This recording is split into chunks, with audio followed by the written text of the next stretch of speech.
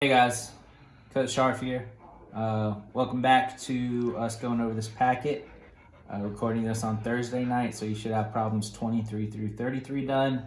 A few of y'all have submitted us. Some of y'all I think, are trying to finish up based on the messages that I'm getting. So I'm about to do 23 through 33 right now, and you should be working on 34 through 44, which will be due tomorrow night, and I'll post that video tomorrow night, and then 45 through 55 due Saturday, and I'll post that video Saturday night. All right, so let's just jump straight in. All right, so let's look at number 23.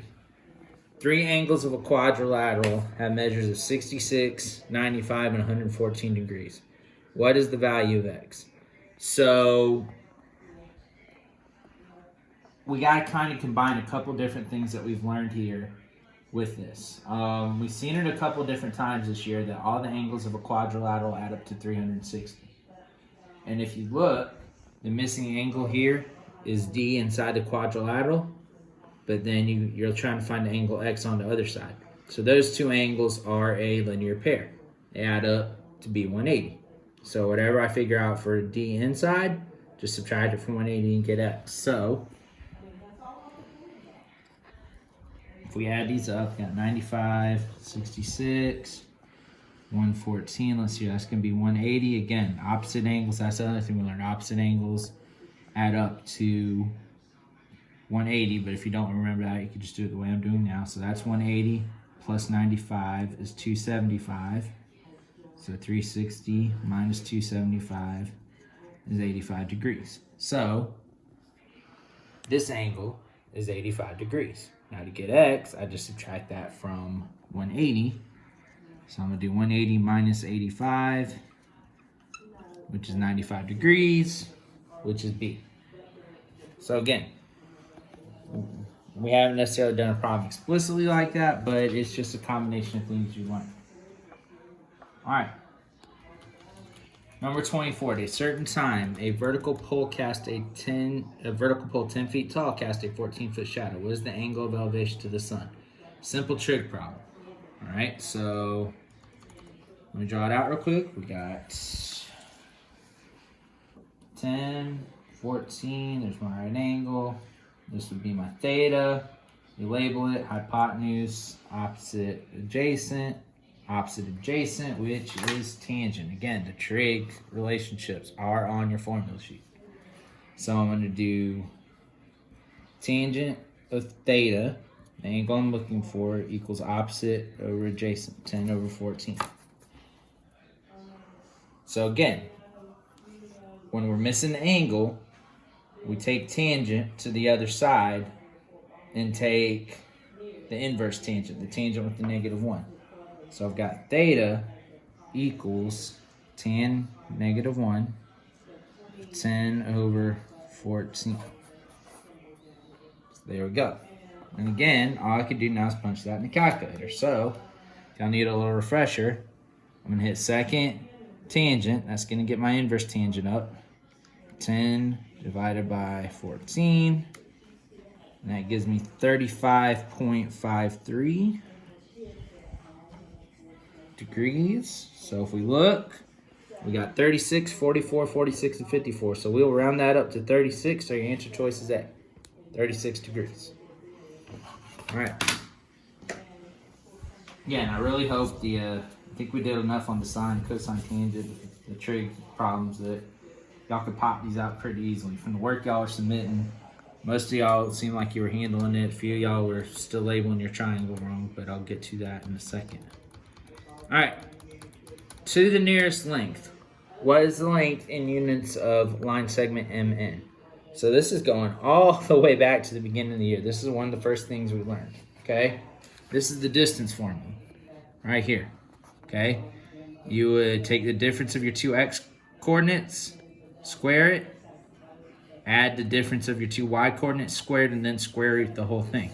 But I showed y'all a little shortcut when we have it on the coordinate grid. When you have it on the coordinate grid, you can form that right triangle and do the Pythagorean formula and still be able to solve it. So if you look, All right, we're gonna start and end. We're gonna count over 1, 2, 3, 4, 5, 6. I know y'all probably can't see the grid lines, but you count over 6 from 8 to 2. And then you go up from 6 to -3. So you go up 3. So over 6, up 3. So I'm gonna draw that right triangle now on my paper. Here's 6, here's 3. So I'm looking for the distance of MN, which is going to be my hypotenuse. So I'll just pop it in the Pythagorean formula. 3 squared plus 6 squared equals c squared. It's going to give me 9 plus 36 equals c squared, which gives me 45 equals c squared. So now I got that. 3 squared plus 6 squared equals c squared. 9 plus 36, which is 45. Last thing, of course, is to take the square root.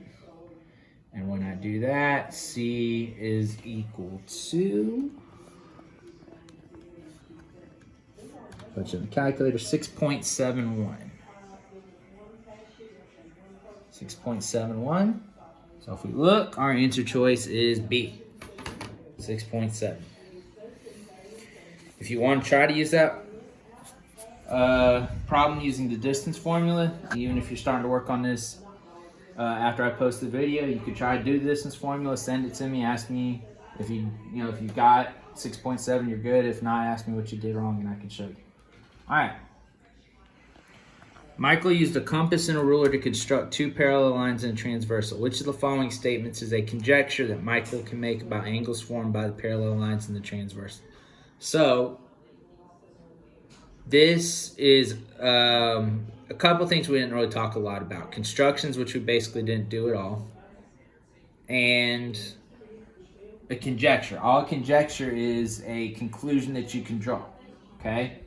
So, again, what conjecture can you draw about angles formed by parallel lines and transversal? So, if you look at the answer choices, it's talking about our relationships, okay? So we got same side interior or consecutive interior, alternate interior, alternate exterior, and corresponding. So that's all it's looking for. Again, even if the wording up here is a little confusing, just look at your answer choices. Again, conjecture is something that's true, a conclusion that we could draw. So the only one of these is true if you remember same side interior, consecutive interior, which are supplementary. There's the 6 relationships. That's supplementary. The linear pairs are supplementary. No, it's not. And then alternate interior, alternate exterior, corresponding, and vertical angles are congruent. So that one is A. Again, that's when you don't have to actually draw parallel lines and transversal and show it to me. All right. In triangle XYZ, what is the cosine ratio of X? So I got right triangle, I got one leg and the hypotenuse, okay? You gotta look at your answer choices to try to help you out with this one. So you got 6 and 7.5, but look at all your answer choices. 9, 12, and 15. So the numbers don't match up. So there are, well, there's a couple ways you could go about this. I think the one I'm about to show you is the easiest. If you sit here and think about it, if you double these, not 6 and 7.5, 6 times 2 is 12, 7.5 times 2 is 15. So we'll draw the right triangle, okay? You got 15, you got 9, here's X, here's Y, here's Z, okay? So we doubled, I don't know why do I keep doing 9? 9's going to be my other side, obviously, as you can tell by our answer choices, but I'll show you how you can get it. 12 and 15, okay? So, again, you could treat this like the Pythagorean theorem, okay? You can say this is A, that's 12, that's 15, do A squared plus 12 squared equals 15 squared, and solve that from there. But this is where those Pythagorean triples come into play. Again, we talked about them a little bit. 3, 4, 5 is the most common one. So any multiple of 3, 4, and 5 forms a right triangle. Okay? You saw the other number was 9, right? So if we were to say that that missing side is 9, 9, 12, and 15. This is 3, 4, 5 multiplied by 3. 3 times 3 is 9. 4 times 3 is 12. 5 times 3 is 15. So this is our right triangle. If you do the math here on the Pythagorean theorem, you'll get the A is 9. Okay?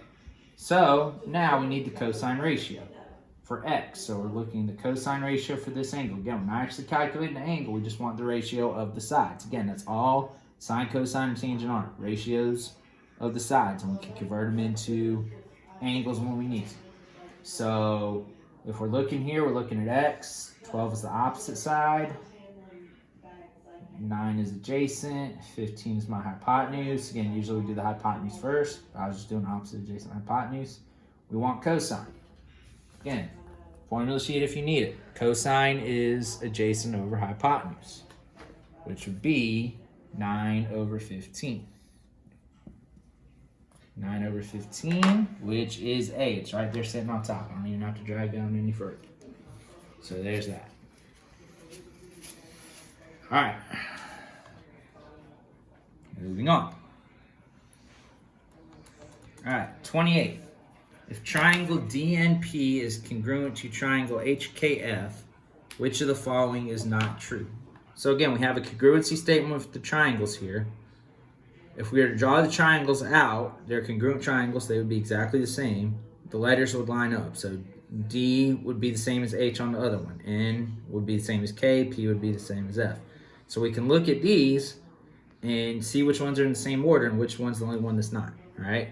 So NP is congruent to KF. NP is the last two here. KF's the last two there. We're good. DP is congruent to HF. DP first third. HF first third. We're good. D is congruent to H. D is the first angle. H is the first angle over here. So hopefully it should be D. P is congruent to K. P is the third angle here. K is the second angle there. So that one is not congruent. So D would be our answer. That's the one that is not true. All right. I'm going to show you number 29. Sometimes this is taught in conjunction with volume. We usually do not teach it. Honestly, if you get one like this on the test, you might just have to guess. First glance, it's a cone, so that's what we were talking about last week in volume. But it says to the nearest square inch, how much paper is needed to make the drinking cup below? Square inch. So we're not talking about volume, we're talking about area, particularly surface area. Okay? Again, not something we talked about a lot. Think about surface area as if you had a cube, would be the area of all 6 sides added up. So it's not counting what's in between, it's not counting what's in the middle. That's what makes this a volume, just the area of all 6 sides added together. Okay? If it were a box, how much cardboard would you need to make the box? Same idea. So I'll show you the formula just for the sake of having it. So surface area of a cone is pi times the radius times radius plus the square root of the height squared plus the radius squared. That's a lot to take in, okay? Again, kind of has to deal with, it says right circular cone. I guess that's what we're supposed to assume. That you have the right triangle there formed by the radius and the height, okay? If we go back to our problem, the problem here is we don't have that. We've got 3 inches across and 4 down here. So there's another conjecture we're supposed to make. And again, let's not look at the answers for a second. I just realized I didn't have the height on this one. I thought I did. I can calculate it. So if y'all are really curious about this one, you can send me a message. So let's take the camera off the paper for a second. I will say again, I'm showing y'all the answers, so you need to look at all the videos. The last couple pages, y'all did not get these actually have the answers on them. Actually, this version doesn't even have it. So let's just skip number 29 for now. Again, if you're really curious about it, I could send it to you individually. We didn't really go over surface area, so again, you just might have to take a guess on that. I know it's probably not what y'all want to hear, but it is what it is. All right, so 30. Find the volume of the figure below. This is what we were just doing last week. So if you look, I've got a cylinder and then a cone on top of it. So it's not half a sphere like it had been, but I can still do it. So all I got is a cylinder and a cone, right? Here's your radius. Okay, so that's your radius of your cylinder. It's also the radius of your cone. Okay? If you look, I've got my height. 25 inches for the whole thing. The height of the cylinder is 15, so we can assume that the height of the cone is 10. So really all you gotta do is just break this down into two figures, right?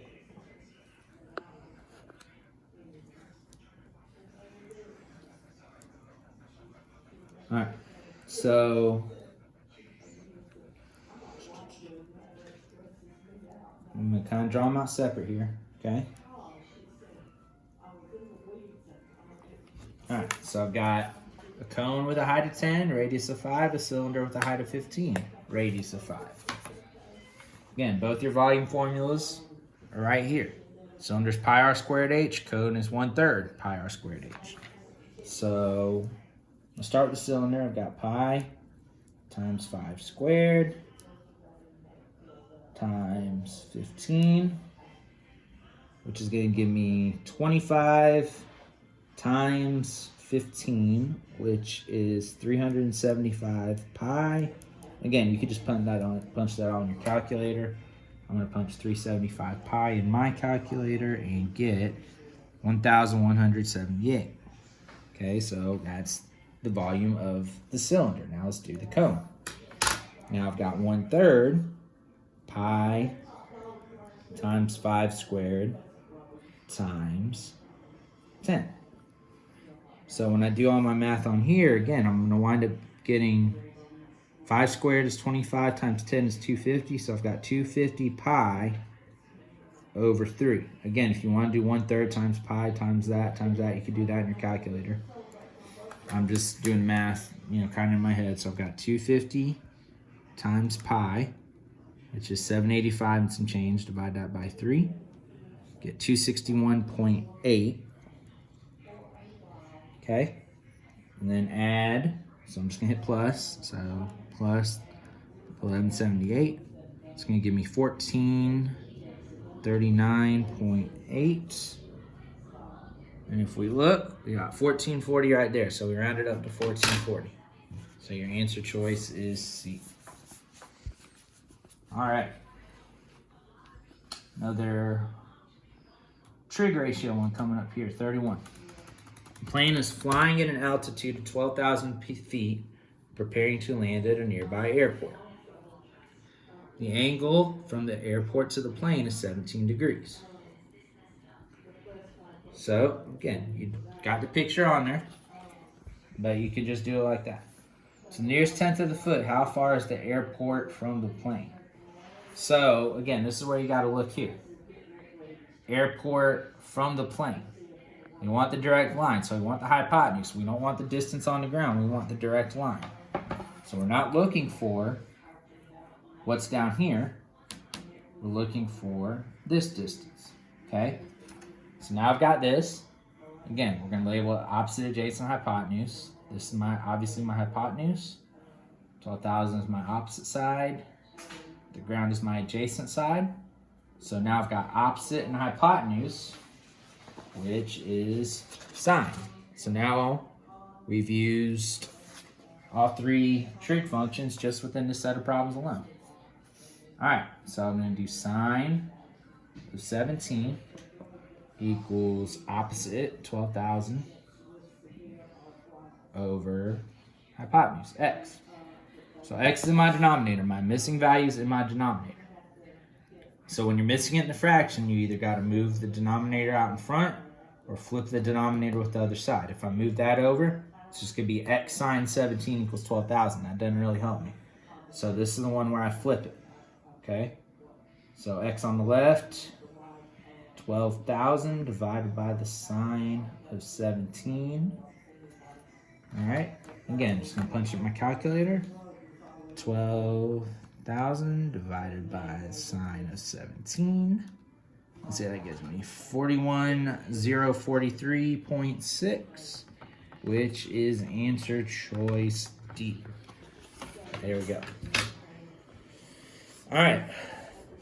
So 32, again, 32 is not one we explicitly covered, but you got to use a little common sense here. Not common sense, but, you know, you got to use other things that we've learned throughout the year to help you out. Quadrilateral RSTU has vertices R, S, and T. It gives us the coordinates. What are the coordinates of vertex U if RSTU is a parallelogram? Well, what do we learn about a parallelogram? There's 4 things that we learned. The opposite sides are congruent. The opposite sides are parallel as well. The opposite angles are congruent. The consecutive angles are supplementary, and the diagonals bisect each other. So we're not talking about angles, so it's neither of the second two, okay? We're not talking about the length of any of these lines, so we're not concerned about the diagonals bisecting each other or the length of the sides. But the first, again, there's 2 parts to that first one. They're congruent and they're parallel. So that's what's key, the sides being parallel. If 2 lines are parallel, when we put them on the coordinate plane, they gotta have the same slope. That's what we gotta use to solve this. So I'm gonna put my 3 points. First one is at -6, -3. So -6, -3 is right there. I'm gonna go 3, 3 up there. And I'm gonna go 4, -1 down there. All right, so if we were to connect these points, there's 2 slopes I could go ahead and get, right? Between R and S and T, okay? Let me differentiate a little more. Again, I could connect R and T, but that's actually, if you look at your points, they're both negative. So if I connected R and T, let's think about it. If I connected R and T, that would probably tell me my 4th point has to be up here somewhere, which would be negative, positive. All my points are negative. So I know my 4th point's down here somewhere, okay? So I could either connect that and get that slope or get the slope in S and T. This one's a little shorter, okay? So if I'm starting at S, I've got to go over 1, down 1, 2, 3, 4 to get to T. So if I'm starting at R, I'm going to do the same thing. Go over 1, down 1, 2, 3, 4. So 4, 5, 6, 7. All right, so that's U, okay? So now you've got that and that, which will have the same slope. So I'm going over 1, down 4, so that would be a slope of -4. And then if I connected RS and UT, again, my drawing's not the best, but there's your parallelogram. The slopes for these would be up 1, 2, 3, 4, 5, 6 over 1, 2, 3, 4, 5, 6, 7, 8, 9. So up 9 over 6, rise over run. So that would be a slope of 2/3 if you really counted it out. But use the important one here. All right, so this was at 6, -3, -6, -3 rather. So I went over 1, down 1, 2, 3, 4. So now down here I'm at -5, -7, which is B. Okay. Again, that one's a little tougher. If you want me to explain that one a little more slowly to you individually, if you didn't quite get it, just send me a message. I can send you a short video individually. All right, last one, 33. In this drawing, line P is parallel to line J, and line T is perpendicular to ray AB.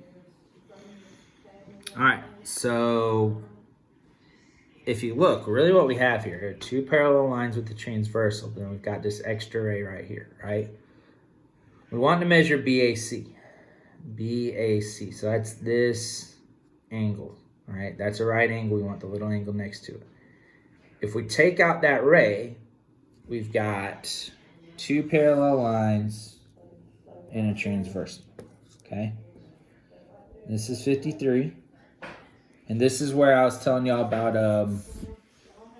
last week about using the text the test for questions you've already seen, context clues, if you look at it, okay, it's this angle and this angle. So it's really this angle and this whole angle. That same side interior, okay, or consecutive interior, whichever one you want to call it. In between the parallel lines on the same side of the transversal. We just went over that those had to be supplementary. So I know that that whole angle, 180 minus 53, is 127 degrees. Okay? But what we got to factor in is we've got that ray breaking it up now. Okay? I now know that this part is 90, so now I need the rest of it. 127 minus 90, which is 37 degrees, which is answer choice A. So that one's A. All right, so there are the problems for today. Like I said, you need to be working on 34 through 44. If you did not finish these yet, again, you need to write them down. This will be collected whenever we get back to school. Again, hopefully we're not out the rest of the year. This will be collected. Again, if you're sending me your work ahead of time, you will get bonus points. But even if you're not, you need to be watching these videos, getting the work down, making sure that you got it. As always, if you got any questions, send me a message on Remind. If not, I'll see you guys tomorrow.